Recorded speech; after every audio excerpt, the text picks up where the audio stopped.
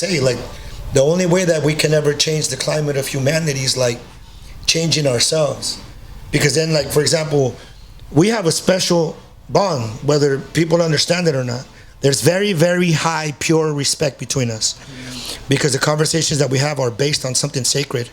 Growth, evolution, love, mutualism, family, healing. You know, those are not words that we learn in school. Yeah. Those are not words on that the streets with that our leaders are talking about. You know, all me and CJ, even you shout out to him, we could only go as far at that time as what's happening. Yeah. That's it. Yeah. You know, I know his position, he know my position. That's the rules. And that was the rules. Yeah. Rules. You said rules. What are the rules? You know, so when I was younger, I used to say the rules are, they all know rules. I used to say that all the time because there's so much hypocrisy in this so-called sincerity. Oh, 100%. You know, so when I finally read the 4 Agreements, like my soul was ready, dog. My soul was just ready. You know, when I really, really like dipped into the book, I had so much sadness. I had so much darkness, so much sadness, so much rumination, so much swamp water in me that I was ready to not resolve anything. I was ready to dissolve everything. Burn it all down. I just wanted nothing to do with anything that was ever going to destroy me. I wanted to experience the other side of me and do whatever it was going to take to get there. And I actually read the book in one sitting. And I cried and I laughed, but most importantly, I understood. And that's when I finally experienced for the first time a sacred teaching between me and a book. The pages and the ink were just the messenger. You know, the actual teaching was everything. And it stayed with me. Anything that stays with you. So then from there, I went to another book and another book and another book. And as my internal world was expanding, so was my external world. My environment, my finances, my home, my children, my passion, there was a moment that I would talk about the Chicano Music Festival that I never in a million years thought I could actually, do it at the time. But there was a particle in me that said, when you're ready and when you do the work, it'll be there for you. And I built to that point, right? And now I'm building to other points, and we never stop. But I think like the ultimate thing is to always like have respect for the conscious evolution of your soul. The Chicano, I wanted to ask you about this. I see it's interesting because I told you this before. I think you're I've had a few Chicano rappers in here, but not really, bro. Like, that saddens me. Right. It does. And I think that's why we talked about respect right now. Why I do have so much respect for you, because it's evolved from this to this to this to this to this. Come back, helping support. Like, that's all I really ask. I don't really ask people for a lot. But that saddens me that I don't even. But then I hear people talk about, well, don't label me as a Chicano rapper. Right. And I'm wondering, how do you feel about that? Well, there was a time in my egotistical energy and days where I felt that way. As I've evolved as a person, like, when I did the Chicano Music Festival, so many people were telling me, don't do that, you're going to pigeonhole yourself. And I was like, no, I'm not. Yeah. That's actually just an invitation to the entire planet to come and experience the culture. Yeah. That's it. Yeah. It doesn't mean it's just, come, this is a vessel, this is a door that's wide open for everybody to come and experience our culture, the mariachis, the Aztec dancers, the food, the art, the lowriders, the hip hop, the oldies, the togetherness, the fashion. The fashion, you know what I'm saying? From the abuelitas to the youngsters, you know what I mean? Cookouts. And all of that. And bro, I'm proud of that. Yeah. I'm proud of that. You know what I'm saying? I want to clip that motherfucker right there. I love that I grew up in the ghetto. Yeah. I love that we struggled when we grew up. I love that we ate fucking enchiladas de frijoles. I love that it was tacos de frijoles, tortas de frijoles, sandwich de frijoles. I love that. I love that. I got the opportunity more than anything to be able to experience the experiencer of life, you know, and that I really got a chance, because we all do. We all have the same chance to just be grateful for that, but also be grateful to have the opportunity to be so much more. Yeah, and the music, the Oldies Music Festival, June 7th? It's June 7th, the Oldies Soul Forever Factory? Tour. Yeah, Soul Factory. So, you know, Just so everybody knows. Yeah, come through. It's timeless music, the Temptations, the Delphonics, Slashstick and the Wicked, Rocky Padilla. You know, it's a beautiful invitation for everybody to come on out and experience the oldies, food, vendors, togetherness, and, you know, that beautiful energy. You know, I always remember that Lowriders Oldies Volume 1. Oh, yeah. You know what I mean? Yeah, Like that tape cassette, Volume 1. Like you thought you were a little player. Yeah. You know what I mean? The like East Side Stories. Yeah, you throw that on, like, hey, you about to go hit up a high note real quick, like, hey, go a little function and shit. Like, hey, I'm gonna pull one real quick tonight. Yeah. It always made me feel like I had superpowers. Well, that's no poison though. You know what I mean? And we talked about this before, and I think about like, I think about this when I think about like gang culture and the poison and prison system. It's like the white people, anybody that's going to school, that's a tribe. When you were in a football team or a basketball team or a gang, that's a tribe. But when you have no guidance and nobody kind of showing you what to do, and you get stuck in your community and you forget about school, you get sucked in this tribe. While these people are going to college, like I worked with somebody and he goes, bro, when I was a senior in high school, we all talked about what colleges we're gonna go to.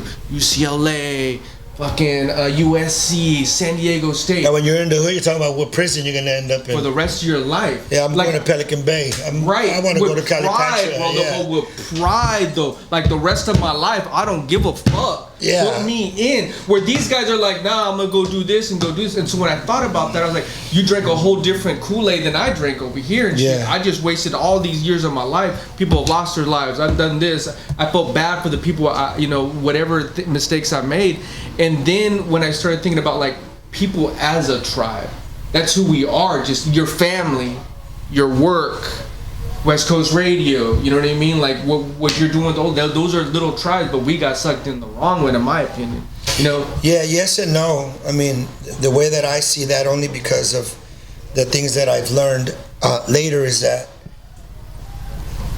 for some of us, the moment comes where you disconnect from that belief, because sometimes your somebody that's not blood related to you is your family. Mm-hmm. Sometimes your own blood is not your family, because the representation of family is something beautiful. Mm-hmm. You know, getting in a fist fight with my brother, and or trying to light up my father alive, like that's not love. You know what I'm saying? Yeah. So I believe that everything is perspective at the end of the day. I agree with that. There's layers. There's layers, and there's like an expiration point for some of us where it's like, this ain't it for me. Yeah. Like, wait a minute. Like, I don't need to be here. Yeah. I don't need to just sit here at 2:00 in the morning waiting for somebody to drive by and put a hole in my head. Mm-hmm. I'm not cool with that. Yeah. Wait a minute. I'm putting hands on this dude. Why? Wait a minute. Why do I have this strap right here? I remember this, and one of the things that really, really hit home for me, I was at Garfield High School in the 9th grade, and my science teacher said, who wants to do deep exercise in their brain, in their mind, without moving anything? I said, I do. So then the whole class is like, we do. And he said, there is a man, and this man is going home. He sees another man with a mask. He turns around and goes the other way. Why? Right? So I'm asking you that now. There's a man going home and sees another man with a mask. He turns around and goes the other way. Why? Why would I turn around if I saw a guy walking up to me with the mask? Same thing I can only answer yes or no. Well, a part of me would just want to keep walking through and be like, what's up with him? But it's yes or no answers, right? Yes. So instinct would say yes. Instinct, tradition, tribe, redundancy, psychological trickery, traditional traps. Why? Because when there's a man going home and he sees another man with a mask, he turns around and goes the other way. Your brain is programmed to believe that when he said home, he was going to his house. It was baseball. He was on third base and he was going home. And the catcher had the mask, so we turned around and went the other way. But I guessed it. Yeah. I was the only one in 20 years that guessed it, but it started when I said sports, because I thought of Ronnie Harmon with the mask. So that taught me that a lot of the things that we believe and that we believe we are a part of, we're really not. See, what's crazy, the first thing that popped in my head is some weirder walking down the block. Of course. And I'm trying to go home. Oh, hell no, dog. What you doing around? Of course. That's the first thing that came. Of course, but those are our psychological traps. Yeah, it is. That is our traditional thinking, defense mechanism, violence, weirdos, lunatics, psycho shit. But you're part of your environment too, where you grow up. But you're part of your environment, but your environmental is an invented geographic. Yeah. If you really think about it, like, geographics don't matter. No, it doesn't. This isn't going to be here in 300 years. Yeah. You know what I'm saying? Yeah. So your geographic and your environment is really your choice. But when we're too young to understand that, we feel like we have no choice. Yeah, choice. Right? But one choice can change everything. That expirational moment that we talked about. Because there was a time that I said, I'm not going to drink no more. There was a time that I said, I'm not going to fuck with you no more. There was a time that I said, I'm not good around you. I don't want you in my energy anymore. There was a time that I said, I'm not, and that was all based on a choice. I could go to the bar right now and not drink. I could just enjoy the music and a plate of food. So the bar doesn't necessarily correlate with alcohol to me, right? But this is what we believe. We're going to go to the bar to get faded. We're going to go to the bar and we're going to go get faded. Yeah, yeah. Right? So if you look at it from the telescopic view, everything is just a psychological trap. It is when you free yourself from that trap that you finally experience the power of personal freedom. That's a lot. I'm gonna just say that's a lot to take in. I'm gonna have to really digest that one and play that motherfucker back. Because I will say this: it was interesting. But you understand. I do understand. I mean, but I have to think about that. You know what I mean? I have to go back and think about that too, though. I gotta digest that one. But I will say this: what interests me within this community that we've been raised in is that I see white people go up to each other like, oh, and I can see white people walk by each other, or I could walk by a white person and be like, hey, what's up? And I'm like, oh, hey, how are you doing? Likewise, back, right? Just the other day, bro, it was a Chicano and shit, just looked at me. He's like, what? And I just knew it. Like, my instinct was to be like, and I had just like, bro, I got too much going on in my life. I can't even concentrate on this right now. Yeah, of course not. But it saddened me though, bro. I was like, I wish that we weren't like that with our own people and shit, because we shouldn't be like that. But we're so programmed to be like that against each other that we're already enemies off the bat. Well, where does that come from? Well, a lot of what you just said right That's now. where it comes. That's what I'm talking about. That's where it all comes from. That shit hurts my soul, bro. It hurts my soul too. That's why I'm here. That's why you're here, and that's why I applaud you, and that's why you should be very proud of yourself, and that's why you should never ever stop what the fuck you're doing right now. Appreciate that. You know what I'm saying, dog? Like, you are in the midst of your evolution right now. No, I feel that. You are in emotional excavation right now. And I applaud you for that. And I love that. And I'll come here 10 million times and do this shit with you. Yeah. You know, and hopefully somebody out there can gravitate to what you're saying. A big picture, that's what I really want to do. I want to touch the kids, though. You know what I mean? Of Hopefully course. the adults, too. You know what I mean? But, like, man, because... even when I see it, it's like we're just repeating it and repeating it. I can't even watch Blood In, Blood Out anymore. Yeah, dog, it's just a cycle. Because, like, nothing's changed. Nothing has changed. A perfect example, the Tory Lanez thing. What do you think about that? I mean, if you ask me, I mean, again, how did it start, though? Mm-hmm. And how many other Tory Lanez situations have happened? That goes on every single day, by alcohol, by drugs, by validation, by fame, by money, by expectations, by inner poverty. That's all that is. It's people getting fucked. It's What a the mirror. fuck? What It's the a fuck mirror. you say to me? What the fuck you say? Hey, handle this shit. Boom. Now the police comes. Now you're in jail. Now you get an attorney. You got money. The cameras on. It's all a circus. A facade. It's all and there'll be another situation like that. Yeah. And there'll be another situation like that, and another. The people that are conscious behind are looking like, look what the climate of humanity is. Look at what the climate of humanity has become. So one of the things that you and I talked about last time that I felt was beautiful and really important is we can't sit here and talk about how much respect we have for our ancestors if we don't have respect for ourselves.